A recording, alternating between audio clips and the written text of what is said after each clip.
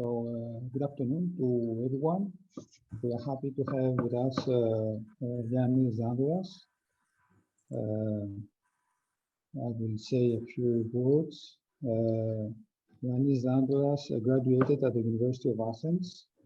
He achieved his PhD in space physics at the University of Toulouse under the supervision of Henri Rem. And the subject was the dynamics of plasma sheet in Earth's magnetotail using ISEE 1 and 2 data. Then he worked at the University of California, Berkeley, then at the University of Washington in Seattle.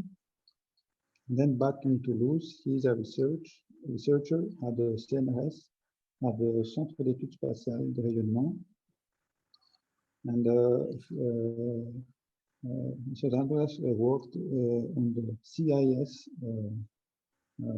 experiment, cluster ion spectroscopy, and the cluster mission. And till 2005, he's a PI of the instrument. And his research interests are the solar wind and magnetosphere coupling, the terrestrial magnetosphere dynamics, the dynamics of the inner magnetosphere, while he is also has done research on the plasmic magnetospheres, such as Saturn's and also Titan. And we are about to hear him. Please go on.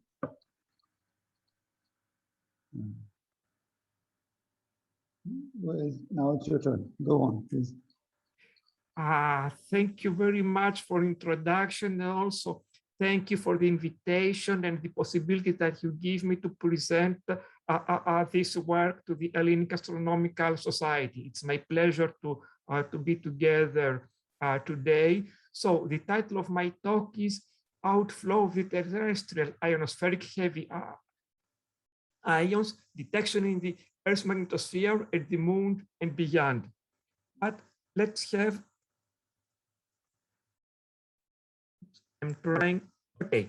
let's have the outline of my talk. I will start with an introduction on the ion outflow and escape. Then we'll have a presentation of the cluster emission in the terrestrial magnetosphere, which would be the main working course for this study. I will present some highlights of some results of this mission on outflowing and escaping ion populations. And I would like to say that this is the work of the whole scientific community. And then in the second part, I will discuss how these escaping ionospheric heavy ions can be detected at lunar distances or even at larger distances. Then some point on the Earth-Moon ion connection, and then conclusions and open questions. But let's start with the atmospheres of the telluric planets. Here we have the three sister planets, Venus, Earth, and Mars. If we look at the atmospheric composition as it is today, we see that it's very different. Earth is dominated by nitrogen 78%, whereas both Venus and Mars are dominated by CO2.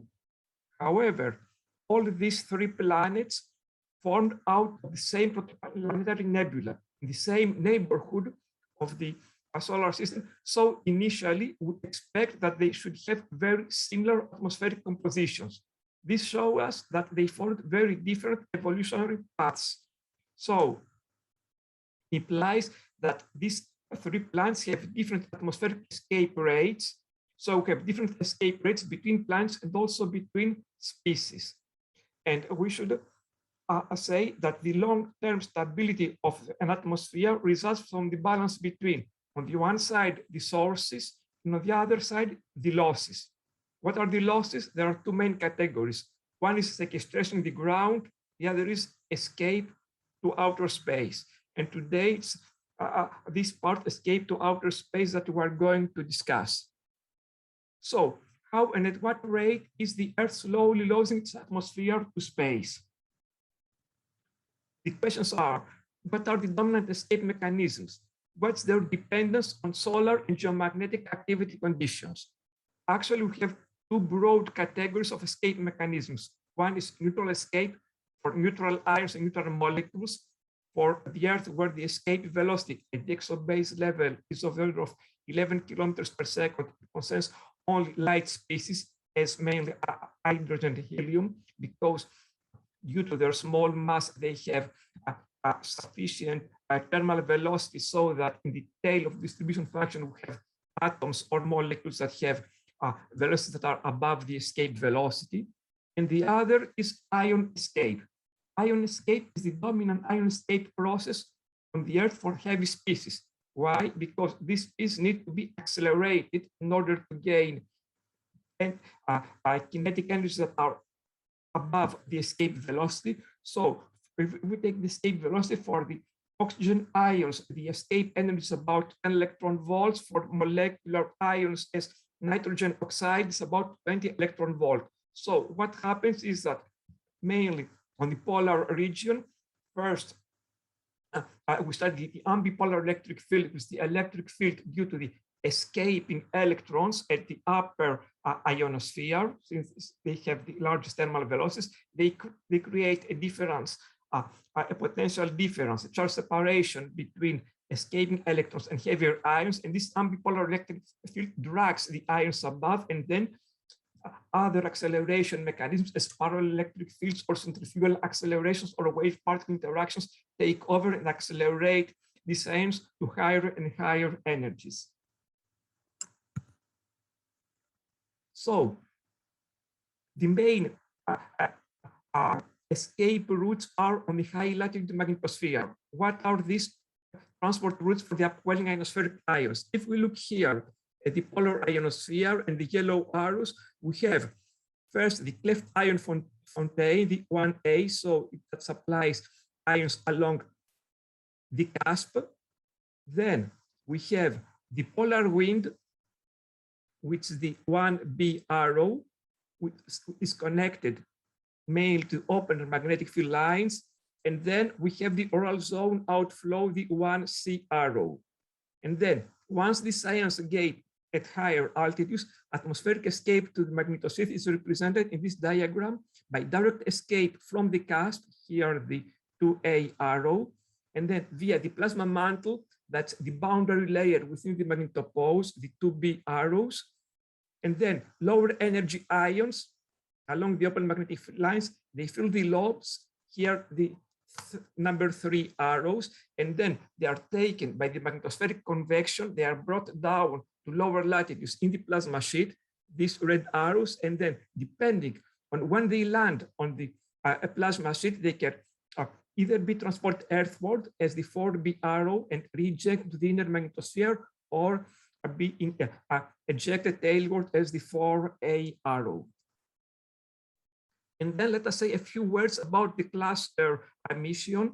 So the cluster consists of 4 satellites that were launched in 2000 in a tetrahedral configuration. They were initially programmed for as a 2-year mission, and now we are more than 20 years and they are still operating. Each spacecraft is equipped with 11 instruments. We have a high inclination orbit, so that traverses several regions of the magnetosphere, and the interest with this orbit is that it goes through the inner magnetosphere and through the polar regions, so it's well suited to study upwelling ions. And all the data are calibrated data are available at the Cluster Science Archive. It's an open access archive. One of the instruments is the CNRS CODIF instrument, which is an ion mass spectrometer. It's a time of flight ion mass spectrometer. Actually, ions are selected in the electrostatic analyzer as a function of their energy. Then they go through a time of flight system that they go through a thin carbon foil. They extract secondary electrons. These secondary electrons here visualized by the blue arrow, they give the start signal, then the ions give the stop signal, the red arrow, and the time difference between the two gives us what we call the time of flight. So what's the velocity of the ions? So knowing the energy per charge and knowing the velocity, we calculate the mass per charge. And this is kind of instrument has a mass resolution m/delta time of the order of 5 to 7. So it is not very high mass resolution, but it's adequate to separate the major ion species.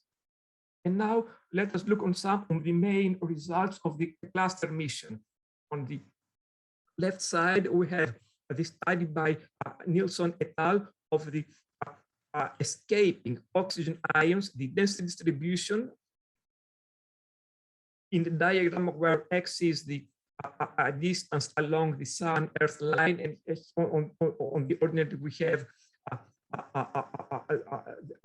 the polar dimension. And then we see that the main escape route is over the cusp for the oxygen ions. And then this red line represents some typical trajectories of the ions. And then we have another part that is convected.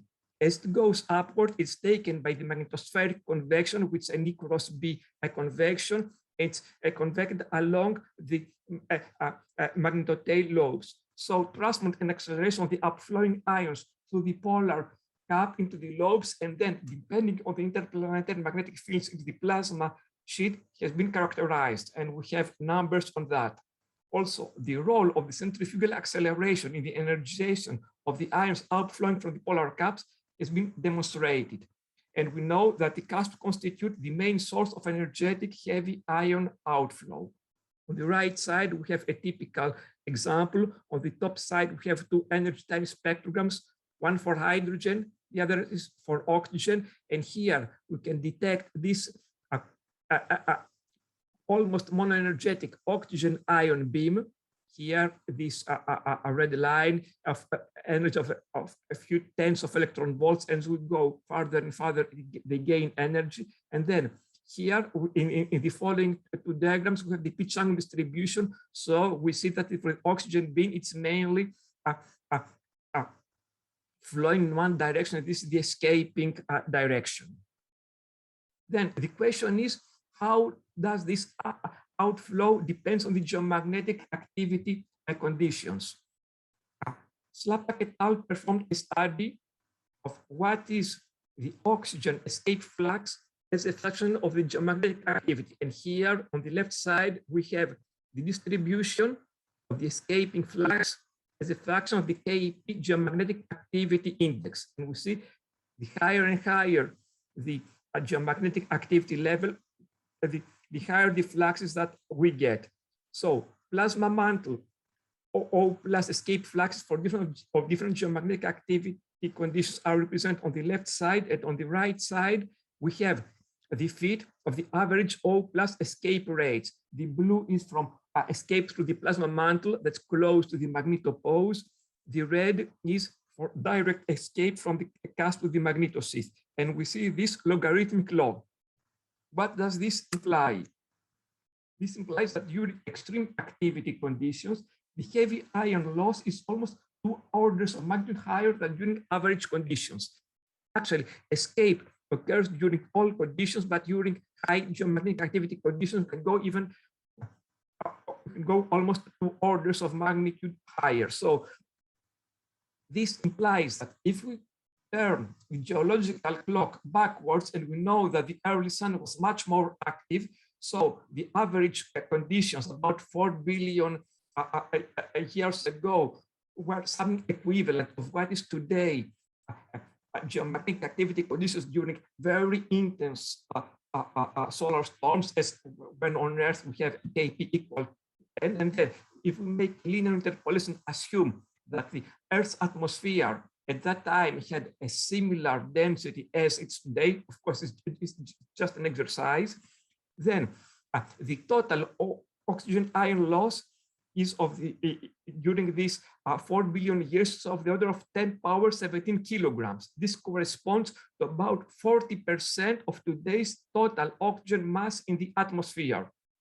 And this shows us how atmospheric escape during high activity conditions, particularly during the early solar system, was able to completely change the composition of the Earth's atmosphere and also determine on the habitability conditions, because we know that habitability is much dependent on the ratio between the different heavy species. Now, the next question is, what's the fate of escaping ions as a function of the geomagnetic activity level? As these ions go at higher and higher altitudes, and they're taken by the magnetospheric convection, as we said earlier, and they brought to the plasma sheet. What happens there? This was analyzed in a study by Hel.A et al. And they showed that during quiet conditions, that's mainly when the interplanetary magnetic field is northward, there is a direct loss to the deep tail. However, as the IMF turns southward and we have a stronger coupling between the solar wind and the magnetosphere, convection brings them deeper and deeper into the inside the plasma sheet. Some of these ions are injected inwards, so they are partially reinjected, and then they either precipitate in the atmosphere, or they become part of the ring current population where they charge exchange and they can escape as energetic neutral atoms, or some of them are lost directly down tail. So what we can say is that Earth is not a closed system, and there is a continuous leak. The outflow rate is heavier and heavier during high activity conditions, as we see with these gray arrows that become thicker and thicker. However, during high activity conditions, a part of this population is reinjected into the inner magnetosphere. Now, the circulation of outflowing ions and their destination has been studied in detail by Yamauchi. Here we see several different populations. Some of them, they are called populations as the plasmasphere. We have the ionosphere that supplies plasma to the plasmasphere. Then part of this is detached and escapes. Part of this is accelerated along the auroral in the polar regions as suprathermal populations, and they become hot populations. Some of them, as we saw, is reinjected inwards. Some of this is escapes directly down tail. Some of this leaks along the magnetopoles through magnetopole shadowing. So it's a very complex system with several interactions, and in a given regions, we can have different populations of different origins, have completely different energy spectra that interact. Now, which heavy ions escape? Most of the time, we have atomic ions as nitrogen or oxygen atoms, mostly oxygen, because the oxygen molecule is much easier to dissociate and ionize. However, we can also have molecular ions, which are typical constituents of the lower E region in the terrestrial ionosphere. Now, the escape has its source in the exobase, so it corresponds mostly to the F region of the atmosphere. What happens that during active periods, heavy molecular ions get enough energy through the energy deposition in the auroral ionosphere to be brought from the E region to the F region, and then they can be taken by these acceleration mechanisms in the polar ionosphere. And we have, in the past, molecular ions have been observed in the near Earth tail, for example, in the ring current by Klecker et al., or in the auroral magnetosphere by Yo et al., or in the far tails with the geotail spacecraft. We have the observations reported by Criston et al. Now, can we detect these molecular ions with cluster? Well, we ask this question because cluster is in a very important orbit. It is neither in the ionosphere, so in the source, nor in the far tail, but somewhere between. So it is well situated to establish the link between source, outflowing, determining the routes, and escape. And it's an instrument that initially has not been designed to detect molecular ions. It has been calibrated to detect atomic ions, as we see on this left diagram. So in order to understand how this performs, and if it was possible to address this question of molecular ions, we had to perform some simulations. So what happens when we have molecular ions that hit the carbon foil of the instrument? Well, a typical molecular ion is about 1.52 angstroms. The grid of the carbon foil is 1.42 angstrom. So we understand that in order to go through, it has to break. The molecular bond energy is of the order of 5 to 10 electron volts. However,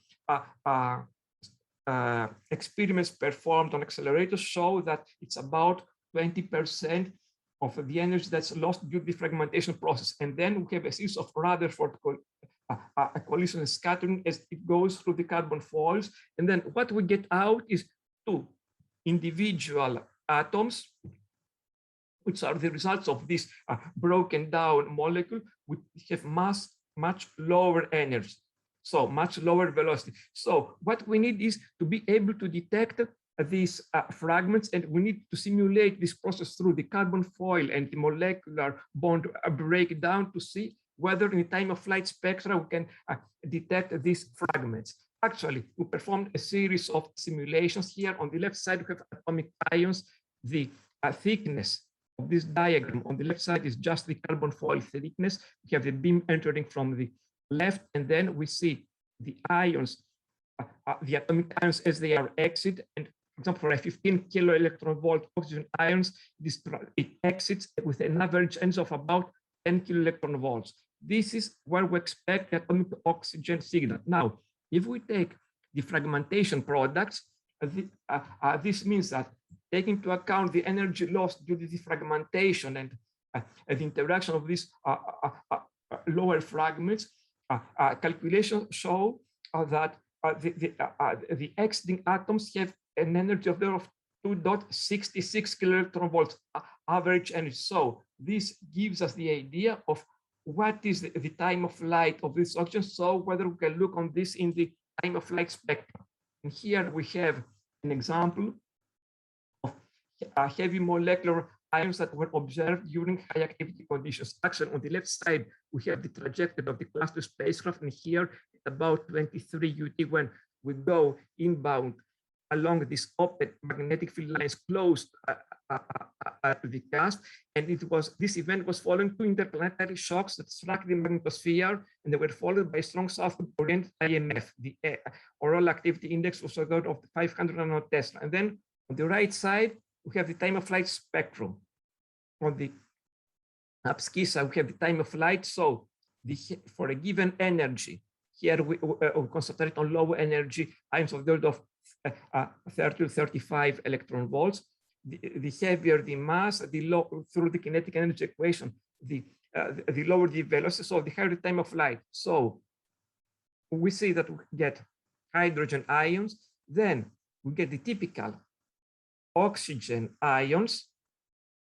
And of course, we say oxygen, or maybe there are also some nitrogen ions, but we don't have enough mass resolution to separate oxygen from ions. And then if we go on the right side, here we see another peak, and we made some fit, and this is following the simulations we performed of the fragmentation process. We have where we expect the peak due to the fragment products, and then here we see that we really have a population. So it's just above the noise, but it's there. Now, how far down tail can these heavy ions be detected?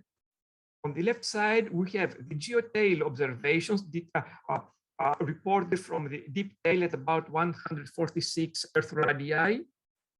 And then we have the ion mass spectra.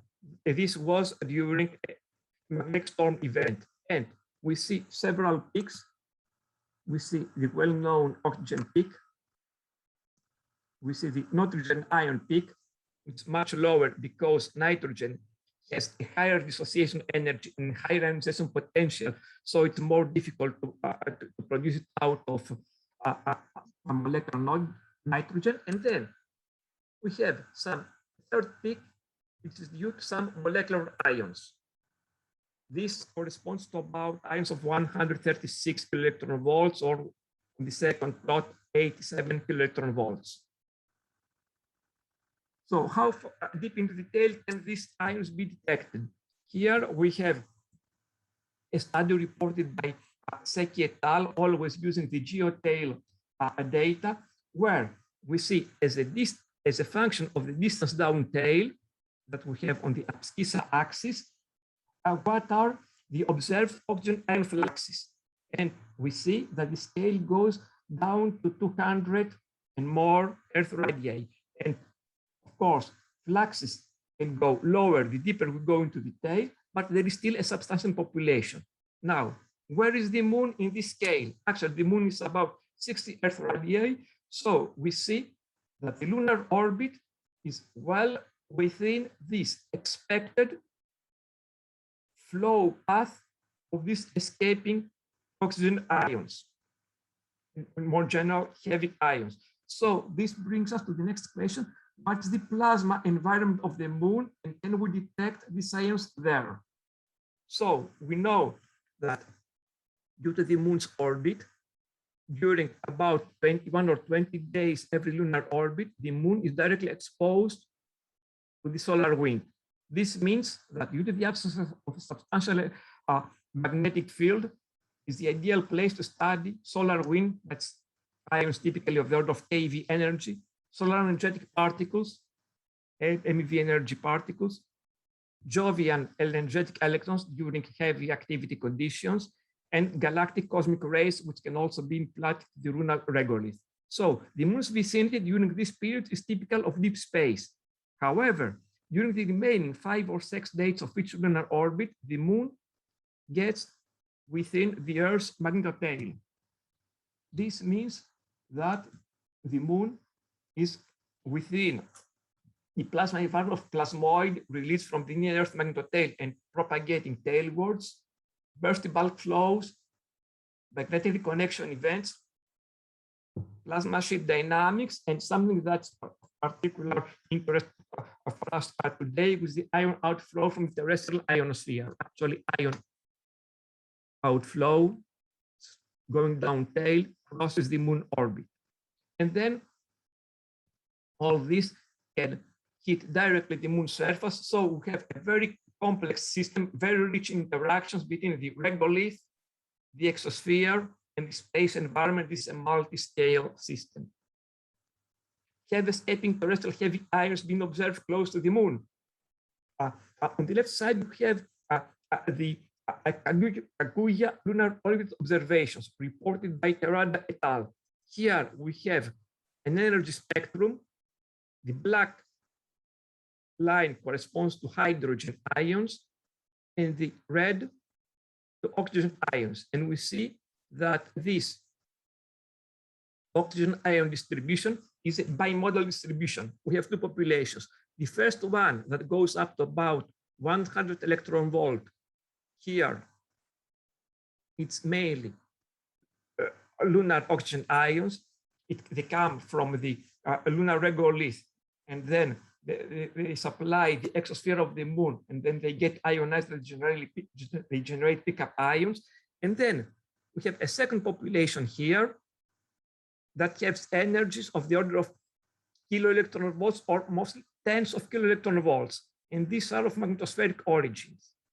And such events have been also simulated by Harnett et al. On the right side diagram. And if we look at what's the average energy of the oxygen ions during strong geomagnetic storms, so the dashed red lines here in this simulation, you have initially energies of the order of few electron volts, or of the order of 10 kiloelectron volts. However, as the storm grows stronger and stronger, we have energies of the order of a few hundred kiloelectron volts, and even peak energies, they can go up to 1 MeV. And here on the bottom, we have these 3D multi-fluid simulations that show us how these ions that initially are trapped into the inner magnetosphere, they bounce, they get accelerated, and then they can escape and stream down tail and reach at these energies the moon orbit.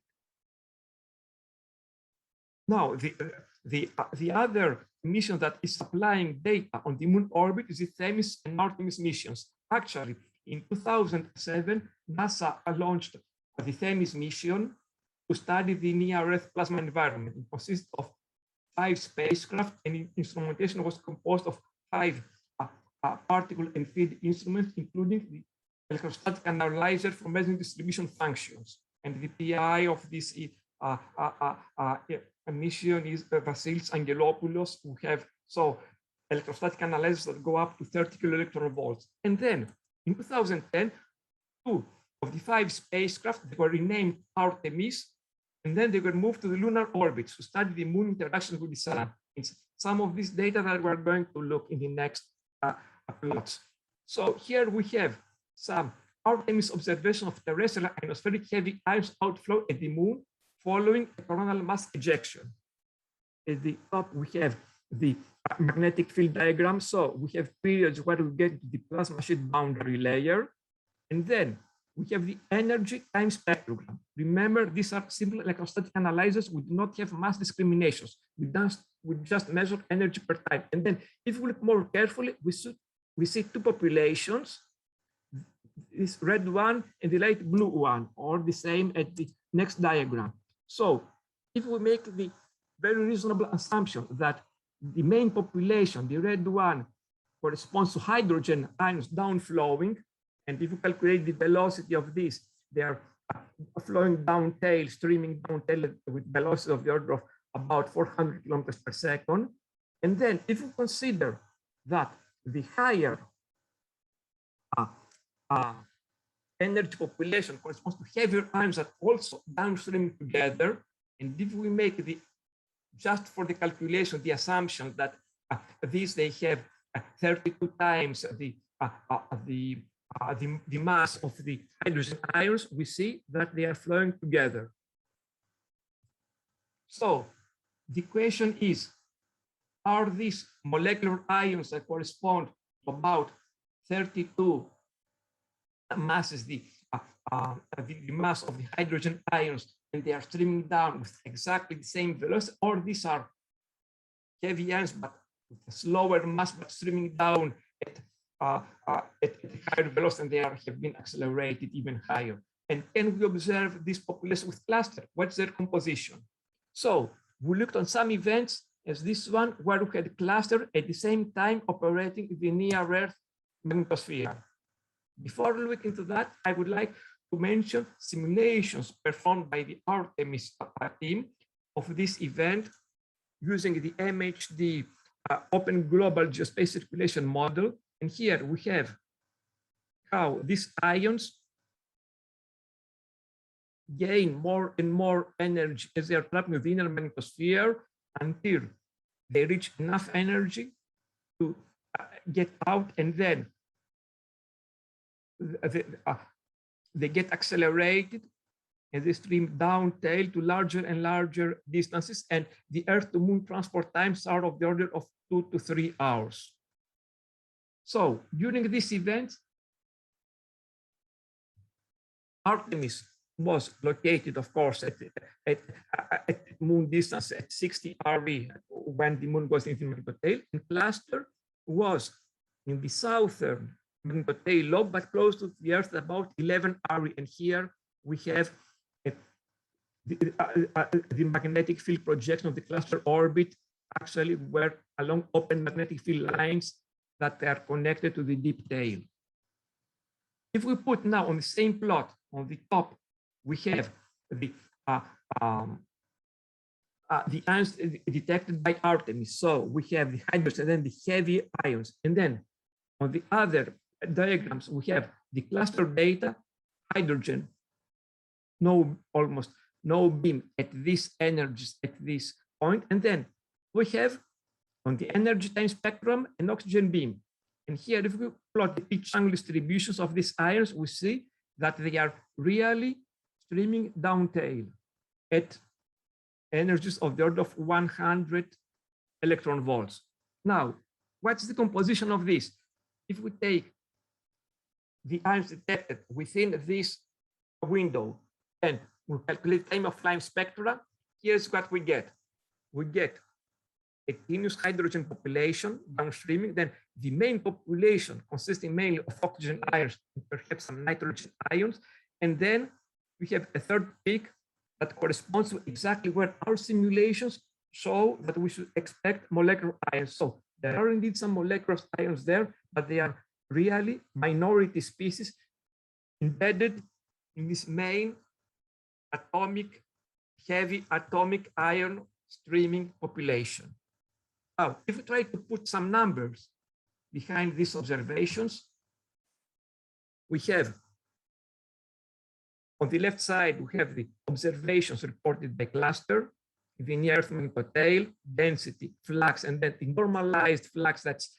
What's the flux if we consider conservation of the particle flux along a magnetic flux tube, and then what are the observations by Artemis? So on the Artemis, where we don't have a mass resolution, we have about 2.6 10⁸ normalized flux. If we look what observes cluster, just 1 or 2 hours ahead of that, in the inner magnetosphere, for oxygen ions, we have about 7 10⁷. And for molecular ions, we have 7.5. This means that the heavy ion fluxes measured by cluster at lunar distances are consistent within a factor of 3, because we know that there are several assumptions behind these calculations, with the upwelling atomic ion fluxes measured by cluster in the inner magnetosphere.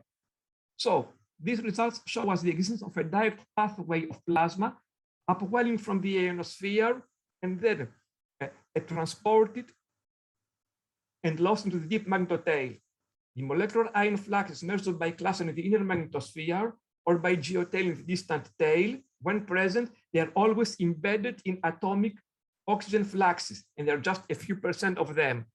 So consistently with the geotail observations, we can say that the O+ ions apparently detected by Artemis have been accelerated and are downstreaming with higher velocities than those of the H+ ions. This implies that these heavy ions detected by Artemis are mostly oxygen ions with some molecular ions embedded with them streaming down tail. We have several other examples. I'm just going to show you another event for the 3rd January 2015 event. On the left side, we have the oxygen ions, and here we have the time of flight spectrum of atomic oxygen, and then some molecular ions. On the right side, we have the energy. We have the energy spectrum detected by Artemis, and then with these populations. Again, if we make some calculations, we get the values. What are the fluxes detected by Artemis? What are the values detected by cluster? And we see that those detected by Artemis are consistent within a factor of 2 with those detected for oxygen by a cluster in the inner magnetosphere. And then if we try to make some calculations with these numbers, we see that there is an earth wind during these high activity periods, which at the lunar orbit corresponds to about 10⁹ heavy ions per square meter per second flowing down tail, mainly during high activity periods. And considering this, that these flecks are embedded in the plasma sheet boundary layer, taking the typical thickness of this plasma sheet boundary layer, we see that we have about 0.1 to 0.5 to 0.7 kilograms per second heavy ions escaping through the distant tail when activity conditions are favorable. What do these ions do? Since the moon does not have a magnetic field, they can get directly implanted into the lunar regolith. We made some simulations. On the left side, we have the simulation of implantation of these typical 10 kV oxygen ions in the lunar regolith. On the right side, we have what would be the results if we have a molecular oxygen ions, and we can calculate what's the deposition depth of the order of about 100 atomic layers for atomic ions, or 60 atomic layers for molecular ions implanted to the lunar regolith. This means that the lunar regolith, the samples of the lunar regolith that have been brought back by the astronauts,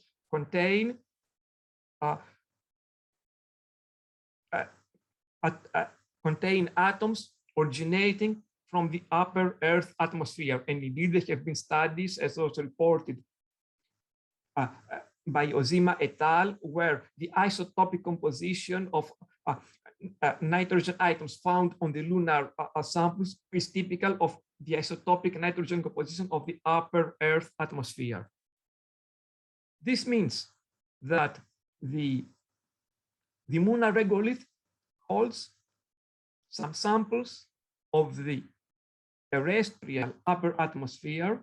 And if we take into account that the composition of the atmosphere has been changing over geological time scales, here we have it on the left side, we have the time scale from today back to 4.5 billion years ago. And we see, for example, that the oxygen appeared about 2 billion years ago during the great oxidation event. So one of the main questions in planetology is what was the evolution of the atmosphere of the Earth? We know that terrestrial heavy ions transported to the moon suggests that the Earth's atmosphere of billions of years ago may be preserved on the present day near side lunar regolith.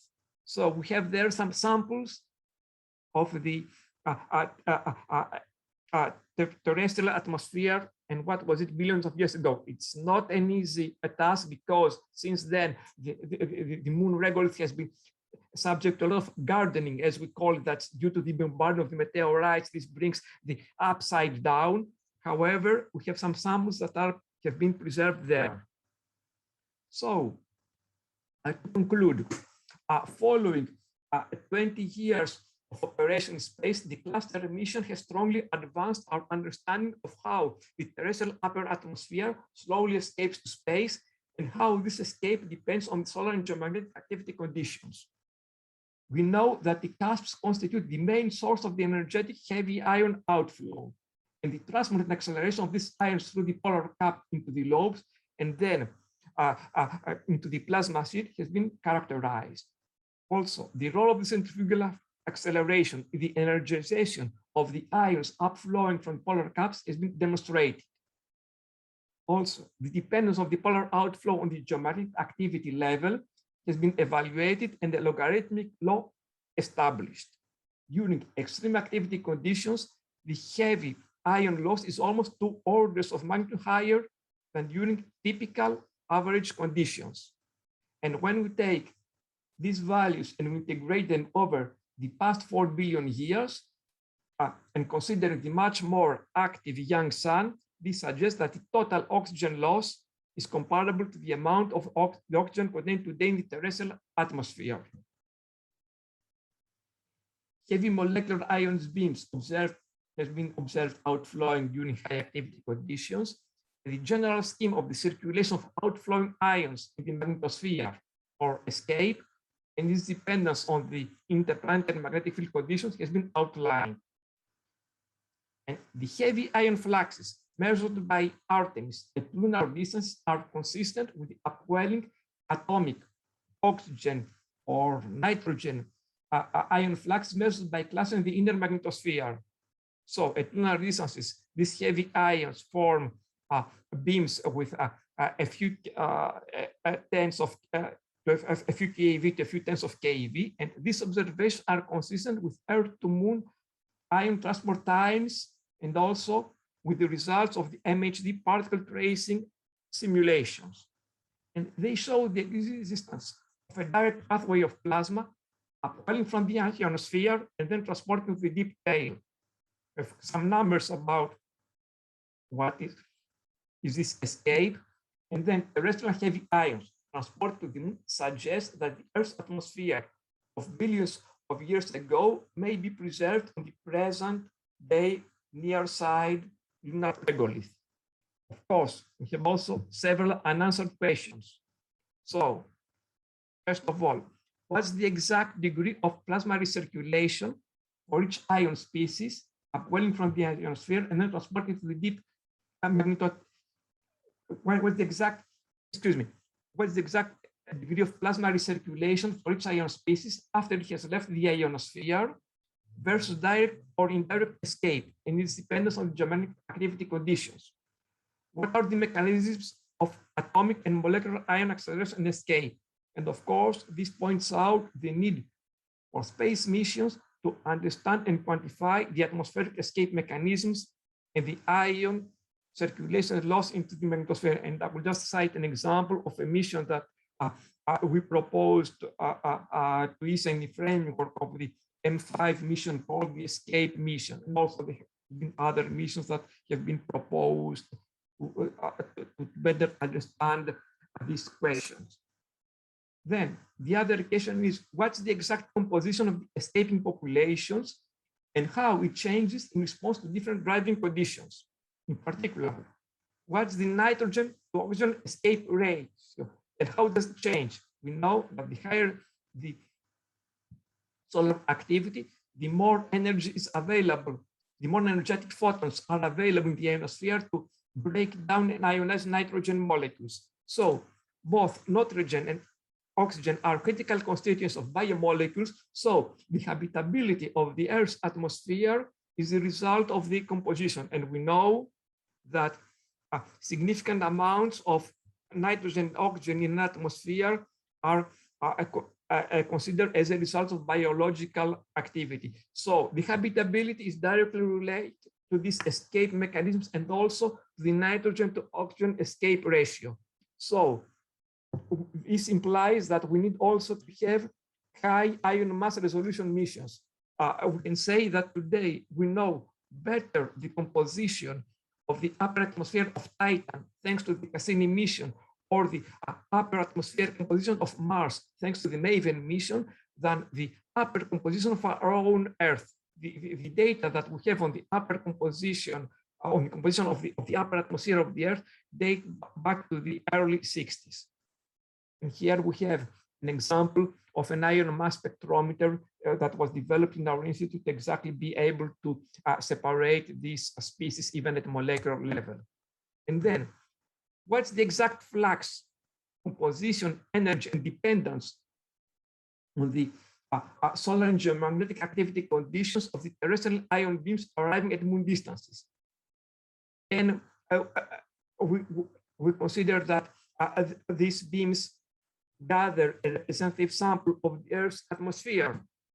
So we know that there are missions that are in preparation, and in particularly the Lunar Orbital Platform Gateway, that's an international effort between NASA, ESA, the Canadian Space Agency, the Japanese Space Agency, will have instrumentation that will be able to address these missions. And here I just show you an example of an instrumentation package that we designed for ESA, for example, exactly for the Lunar Gateway. So thank you for your attention.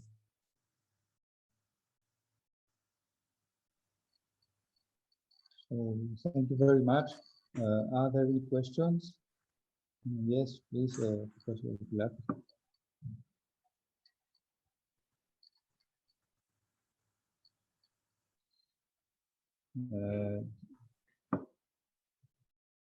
Can I ask a question, Kosti? Yeah, of course. Okay, thank you. So I'll lower my hand. So that, thank you very much for this exciting talk. I liked it very much. I don't work in the field, and I learned many exciting things. And you know, for a naive person like me, naive in the sense that I don't know anything about the field, I found it very impressive that the prehistory of this outflow of ions is imprinted on the surface of the moon. This is, I would have never thought about it, not dreamt about it, but it is apparently there. So very, very, very interesting. Thank you. And a question now, maybe you said it and I didn't hear it or did not record it. In order to go back to time, given the current outflow, one must be certain that this was always the case, and B, that there is no replenishment. There are no mechanisms to replenish.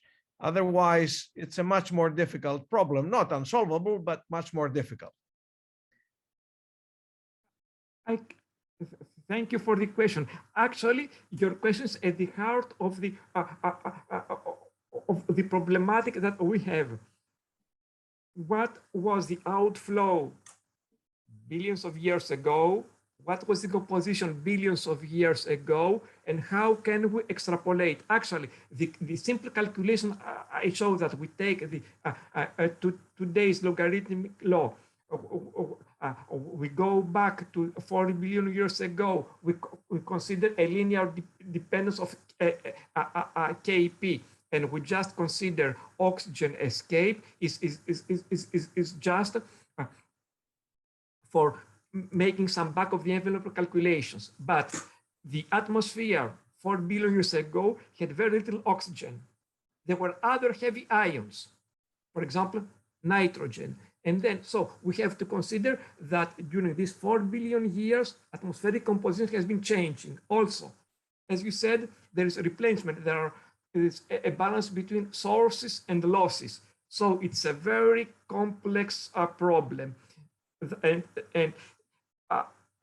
we think that samples from the lunar regolith could supply some measurements that would give some anchor points for this time history. If we arrive to date, say, this sample from the isotopic ratio of the regolith material that contains it dates back to such or such billion years, and then we arrive to get the composition of the ions implanted in it, we have some anchor points that 1 billion year or 2 billion years, we have a sample of the atmosphere, how it was there. So that are points, that are measurement points that could be given as input to this atmospheric evolution models and make the problem manageable.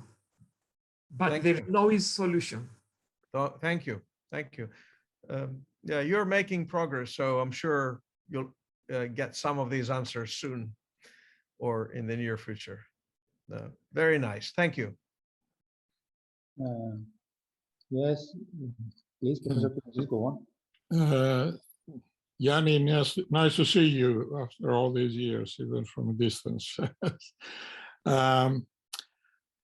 I was wondering whether you've looked at the rate of escape of ions from, for example, the atmosphere of Mars, where, of course, we all know there is only a remnant magnetic field, and even the atmosphere of Venus.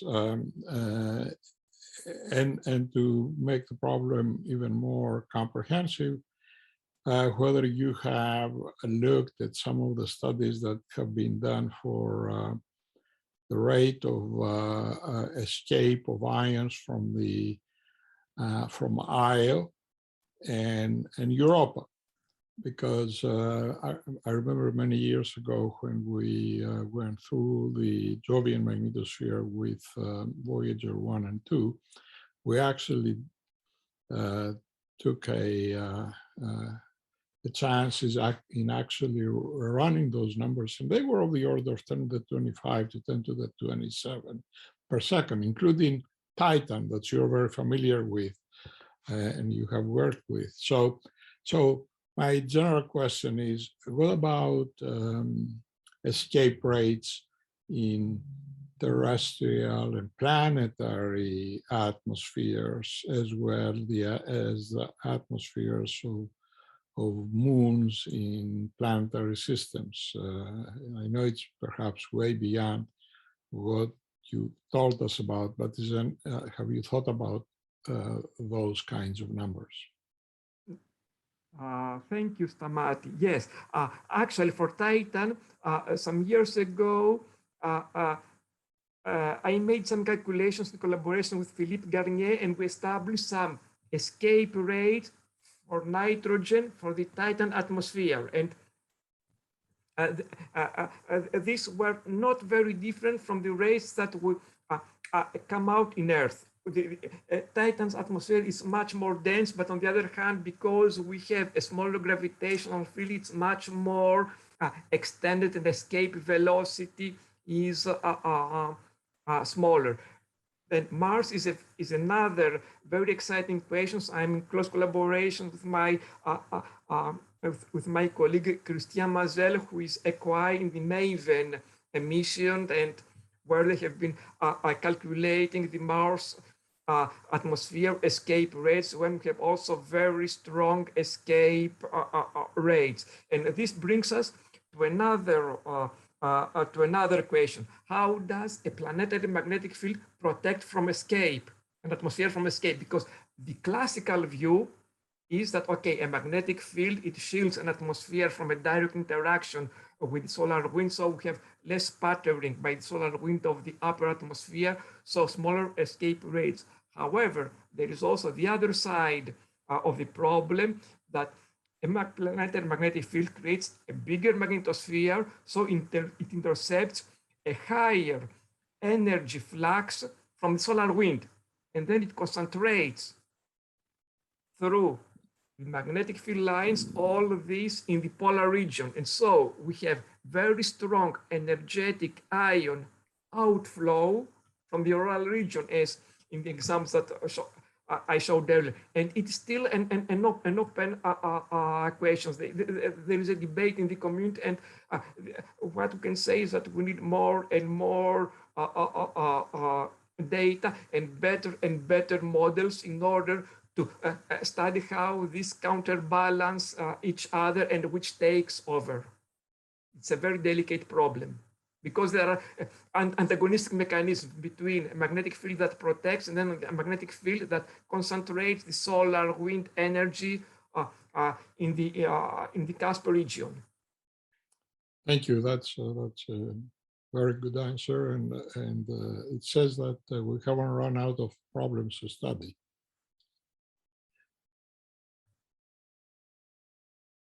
Another question, I think, yes, Gustavo, go on. Question about the deposition of oxygen on the lunar regolith. Would you expect the solar wind and cosmic rays to have a gardening effect on it as well? And the answer is yes. There have been also studies about the solar wind implantation on the regolith, and solar wind ions can be either implanted or they can charge exchange on the surface of the lunar regolith and create energetic neutral atoms that they directly escape, and they become a part of the exosphere of the moon. So we have a complex interaction there. Either solar wind ions are implanted or they charge exchange and they escape also. Solar wind ions, by depositing their energy, they can drive a series of interactions within the lunar regolith.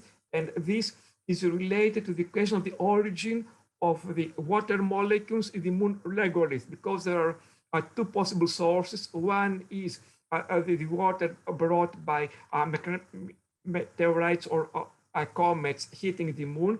The other is that these are chemically produced out of the hydrogen of the solar wind that has enough energy to break down molecular molecules in the oxides, in the regolith, and then chemically produce water molecules. Then they have enough energy to come out, but they can make a series of bumps through the sputtering until they find a cold trap. And then also cosmic rays, they have a deeper penetration depth. So depending on how deep we go, we see the result of the penetration of higher and higher energetic particles, starting from the KV particles of the solar wind and going up to several MeVs or 10 of MeVs of cosmic rays.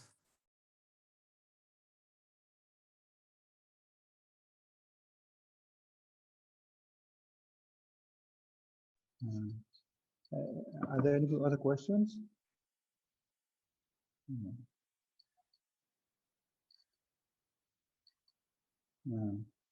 Can I ask a simple question also about there are also meteorites from the moon. Can we do the same study also from the meteorites, or they are other cases? You mean meteors that come from the moon to the Earth? Right. Yes, the problem is that they are altered as they enter to the Earth's atmosphere. They burn out at what is just the leftover of the inside core of the meteor, of the meteoroid. So we lose the external layers, and also the high temperatures suffer during the atmospheric entry. They can produce escape of the most volatile elements trapped into the meteorite, whereas bringing directly from the moon, we have pristine material. But of course, the meteorites that are land on the Earth from the moon, they are another source of material to study these effects. Thank you. Other questions? So if there are no other questions, we thank you very much for this really exciting talk. Thank you very much for being here in the audience. And I will